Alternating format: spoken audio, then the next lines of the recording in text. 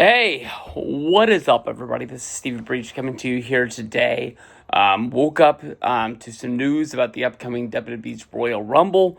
Royal Rumble is always one of my favorite events to make videos for because of all of the surprises that seem to pop up when people thinking that this person or that person is going to be into the WWE Royal Rumble.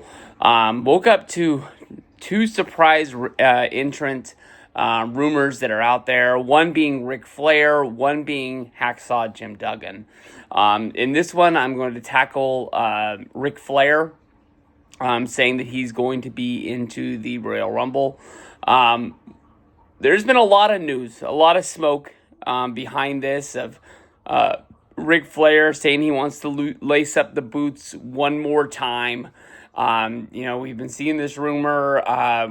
I think a lot of times people tend to think that maybe, Ric Flair is running out of money. He needs to have one more, big payday, seeming to be out there. We are a few years removed from Ric Flair's last match, which was a pay-per-view bonanza that was put together, I believe, by Conrad Thompson.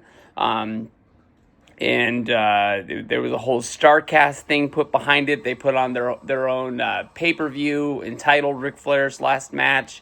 It was Ric Flair and his son-in-law going up against Jay Lethal and Jeff Jarrett in a tag match. And even Ric Flair came out and said the match wasn't good. I don't know if he wasn't, in shape. He wasn't ring ready.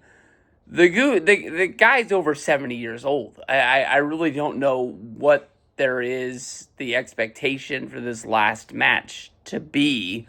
I mean, he had three, talented wrestlers that are, I don't want to say at the top of their game right now, but I mean the three guys that are still blowing it up on TV right now.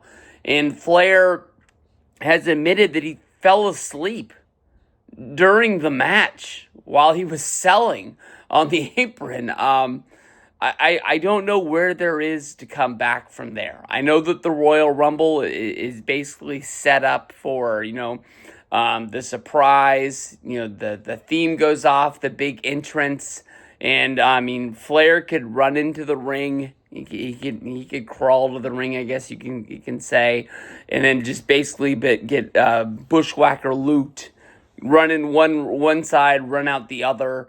WWE, really ever since the Triple H era has started, we saw at SummerSlam, basically the WWE legends up in the booth, sort of get their Hall of Fame, WrestleMania moment where they all get shown up on the stage. They were all, backstage. The wrestlers said that the WWE passed around a memo telling you who each and every wrestler was and what their accomplishments were, in case some wrestlers didn't know who they were. They could all sort of show their respect to them. Kevin Nash talked about this on the Ric Flair podcast. I don't know. I wouldn't be surprised with how big Triple H is a Ric Flair mark, but I do believe that Triple H knows he has to put on the best wrestling match that he can at the Royal Rumble, and with how deep the WWE roster is right now, there might not be one spot to give up. I know that in the past we've had moments like Santino or Mick Foley, come in and give a little bit of comedy to the match to sort of change the mood. We've seen, the Royal Rumble has turned into a hardcore match. We've seen it turn into spots where, you're laughing at certain things to sort of, get you off your game. But we've done the Legends, Battle Royal before. I believe it was 2008, if I remember right, in Madison Square Garden. Jimmy Snuka as well as Roddy Piper were involved in that one.